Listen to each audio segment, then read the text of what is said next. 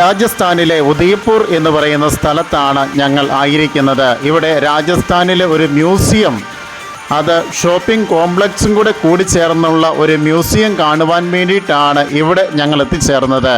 ഇവരുടെ നിർദ്ദേശപ്രകാരമാണ് ഈ ഒരു മ്യൂസിയത്തിനുള്ളിലേക്ക് ഞങ്ങൾ കടന്നു വന്നത്. പിന്നീടാണ് ഞങ്ങൾക്ക് മനസ്സിലാക്കാൻ സാധിക്കുന്നത് ഇവിടെ ഷോപ്പിംഗ് കോംപ്ലക്സ് പോലെയുള്ള ഒരു മ്യൂസിയമാണ് നിലകൊള്ളുന്നത്.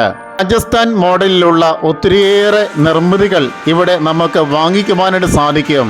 രാജസ്ഥാനിലെ സാംസ്കാരിക കാര്യങ്ങളൊക്കെ ഉൾക്കൊള്ളുന്ന രീതിയിലുള്ള പ്രദർശനങ്ങളാണ് ഇവിടെ കാണുവാൻ സാധിക്കുന്നത്.